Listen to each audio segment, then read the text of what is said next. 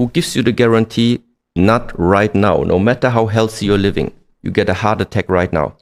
Where's the guarantee? Well, I don't have one. It's one of my fears. I don't have the guarantee. I don't know every morning if I wake up, life and death simultaneously at the same time. So using this type of perspective, success and failure, there is no successful person I know in this world that I would regard as successful who does not at the same time has success on this side and can prove to me on the other side all of the failures that eventually led to his success.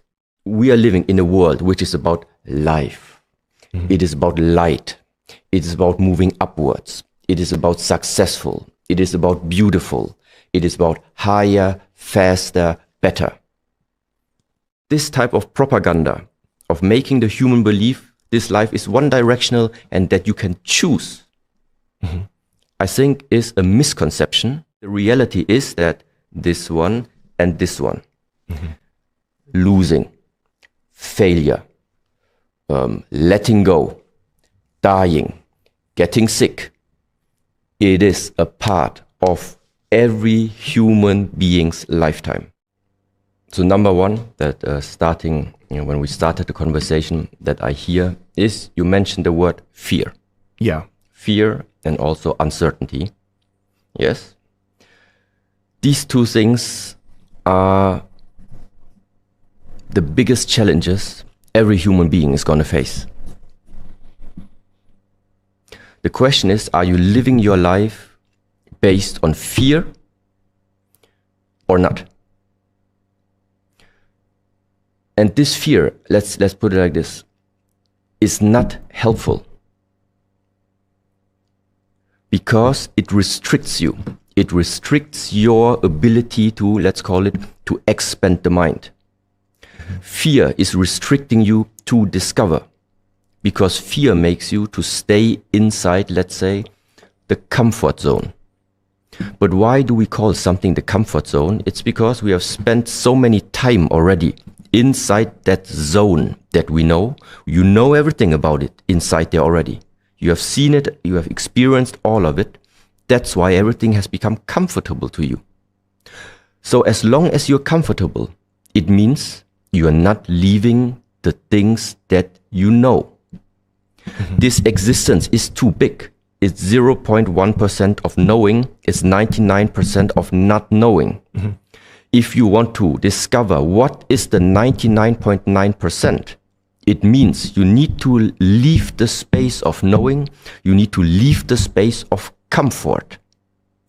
You need to go into the uncertainty. And this is that fearful part. And people, the more fearful you are, the more you're going to stay where you are.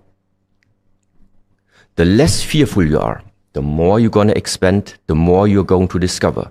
So now the question is, how can I now learn to face your fear and to, let's say, to face it? And there again, I think the Shaolin practices is one of these ways.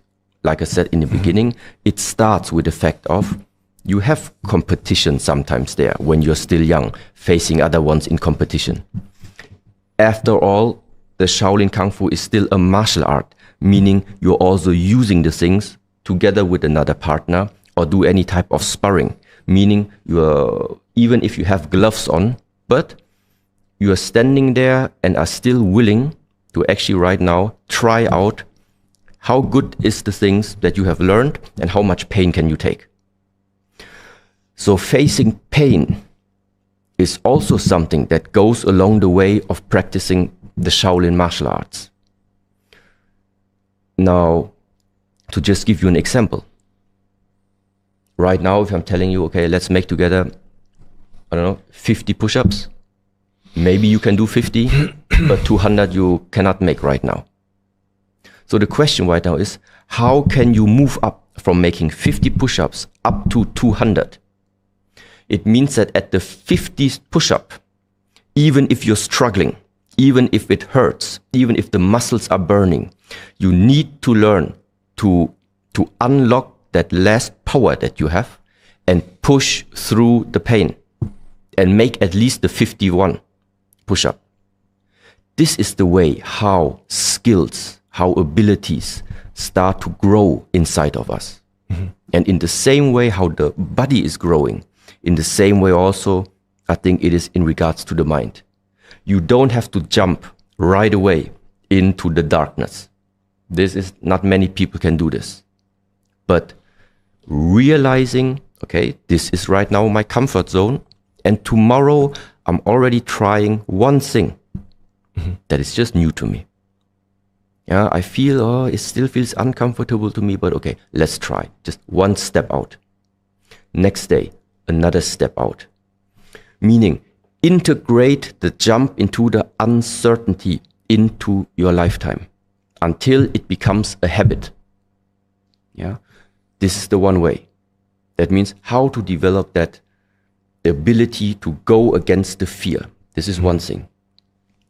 And now the second part is, and I think this is now very useful for everyone. If you have the wrong image about yourself on this earth, if you are viewing yourself like from a wrong perspective,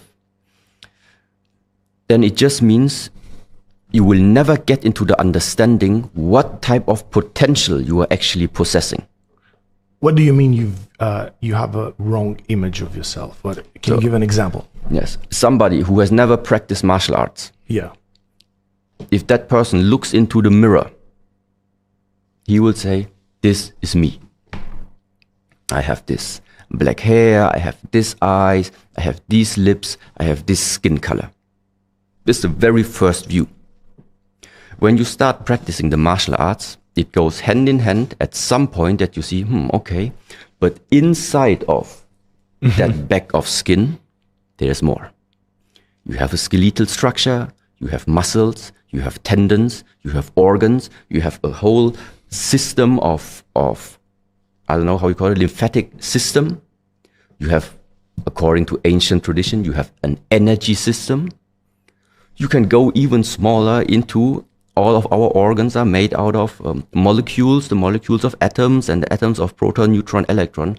The point is, you're becoming more and more fine, more and more refined about there is much more about us. Because in the moment where you realize that bag of skin has more on the inside, it also increases right now your ability. If you say, health is important to me, well, then it's not enough to just like use cream on your skin. That is taking care outside.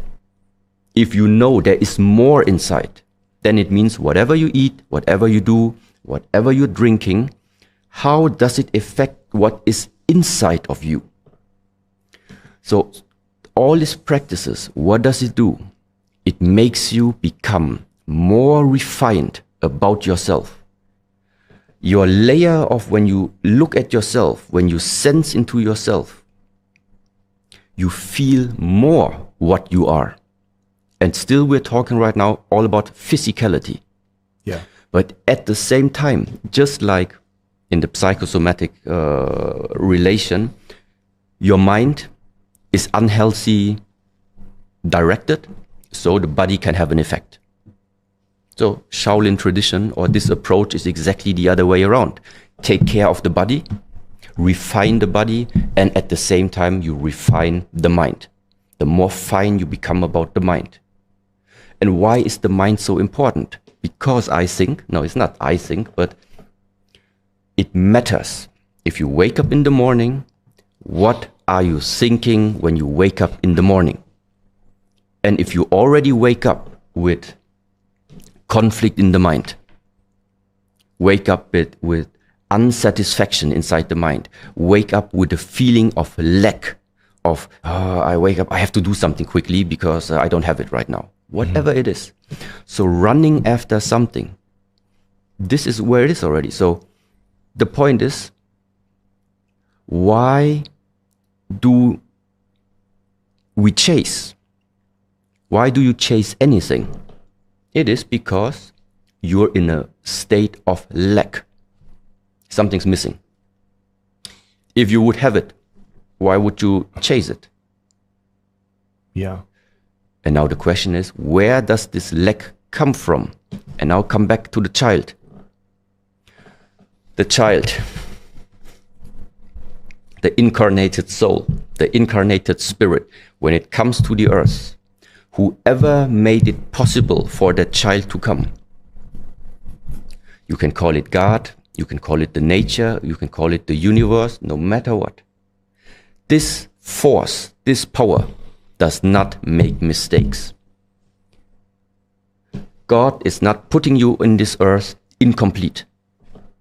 Why would he do that? What he's putting on the earth is existence. He's granting us existence. Yeah. And afterwards, it starts that we have concepts. We start thinking. We start having ideas about how this life is supposed to be. If you're not successful, it's not a life. If you don't have many cars, it's not a life. If you don't have many friends, it's not a life. Well, no, this is all human ideas. You came to the earth right from the beginning. You have been complete. This is the alternative. And this is what, let's say, at the moment, I would say is just guiding to rethink. So what is the next way of what can people do? Rethink your life. Look at how is your life looking at the moment? How did you spend the last 5 years, 10 years? And then also, do you maybe see some patterns in your life?